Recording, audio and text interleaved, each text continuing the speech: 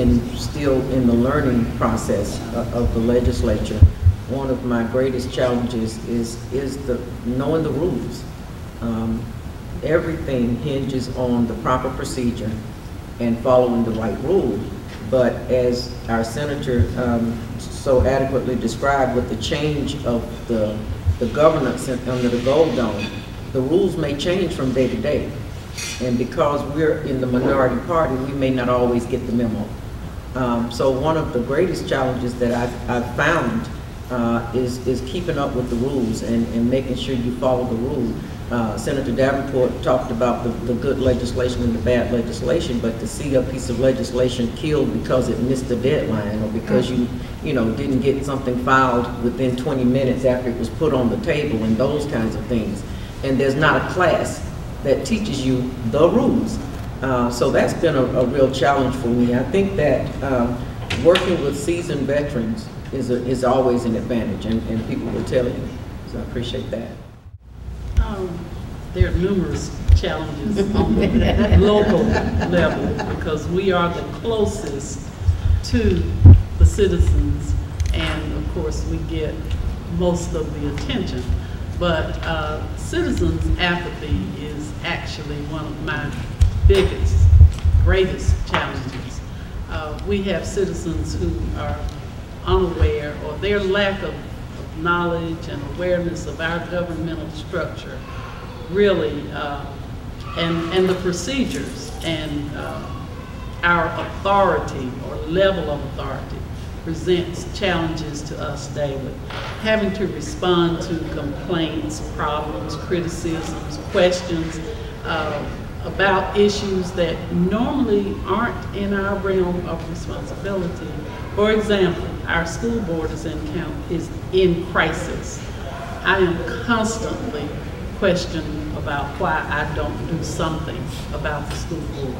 But people don't understand. The school board is elected the same as I am, and we have the same responsibility to our constituency. So, and I was just given the time stop signal. Well, when I came in, and it's so new, and I never had been in politics, I was like a kid in the candy store and your mama left you alone. And I was so excited, and I was so humbled to be in the presence of the people on this panel when I met them that I would be nervous. But then the one thing that I had to learn was, what was it that I needed to do for the people? And number one, I had to go to the people and hear them. Not talk to them, but literally hear them. And then it became easy for me because I went back to case management. How do I organize and prioritize? What do the people need? The greatest challenge was, it wasn't meeting the people's needs or getting out advocating, because working all my life in that arena, I was acclimated to that. The biggest challenge was making sure I didn't burn out, trying to love on everybody, trying to meet everybody's needs, because you feel that and when you want to help everybody. So that has been my biggest challenge, but since that challenge, I get advice from these distinguished people, and it's working. Thank you, Mayor Dixon. We'd like for each of the panelists to address this question. What project or initiative has been established by you directly related to your position? I guess for me, I went into the General Assembly as a spinoff from the Clayton County Board of Education, and being in the educational arena, one of the things that I saw that happened was not happening that I felt was a great benefit to me as a new citizen and becoming a voter, is that we did not have established as a school district where kids could get registered to vote at school. Foreclosure crisis, and I certainly believe in democracy and housing, and that every person should have the American dream. So when I saw this mortgage crisis that we're in now come about, I said that certainly needs to be something done. But one of the things I saw was that many persons needed help. They're in a crisis, they need help, and then you have persons going to them saying, I can help you.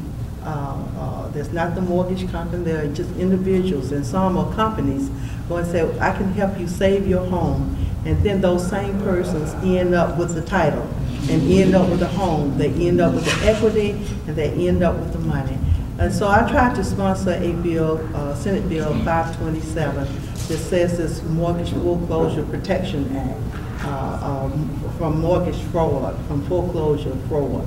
And that bill did not pass this time, but this week we just had a discussion on that in the Banking Committee. And I'm confident the bill will pass. It got bogged down in some legislation, but the chairman of the bill, and that's why it's really important to form these relationships. And I'm so glad I'm able to form relationships not only with the majority party or the minority party, but with all the persons in the General Assembly. And so that's one of the things, if we can take care for some protection for the citizens of the state of Georgia, so you will not lose your home, especially our senior citizens that are being taken advantage of in that aspect. It's difficult to narrow down one out of maybe two, but I'll try. One of the things that we desperately need in this community is more economic opportunity, more jobs, better jobs, more industry that generate jobs. And so in my first year in office, I went about seeking approval at the state level to bring a technical college to this community. The process was explained and we went through the various channels. We put together a board of advisors and we actually got it approved as the Riverdale Technical College Foundation, which is established. And we were working under the umbrella of Atlanta Technical College. We actually did open and we offered the fatherhood program and some of the basic GED and intake programs here in Riverdale. Unfortunately, because we don't have, I guess, the wealth of resources and rich developers to fund us, we were not able to sustain what we started at the time. A couple of things that weren't related to us. The president of Atlanta Tech passed away and the commissioner of all of the technical colleges resigned. So we went for a year in limbo with no guidance and no one to help us. But we are still on the front burner with that, and we will continue to pursue that. And we will be open. We're looking now at land and talking with some people to maybe donate some land so we can move that forward because we need it. Thank you. Commissioner Clay. I was a part of the Leadership Clayton class of 1996. And at that time, I used, I guess, my persuasive powers to influence my class to pursue a project devoted to assisting seniors with renovating their housing. We were introduced to a gentleman out of Cobb County who helped us apply for a community development block grant. We, of course, expected to get somewhere between $50,000 and $100,000. The award came back at $3.7 million. Renewable each year for 5 years. Of course, then that money had to be funneled through the county. And at that time, I happened to be elected to the county commission. So out of that project grew our Frank Bailey Senior Center here in my district, and numerous other projects that have supported the cities. I think the cities have benefited because that block grant is still in effect in 2008. So it has, I have been very proud to have been a part of bringing that funding into Clayton County. Mayor Dixon, thank you.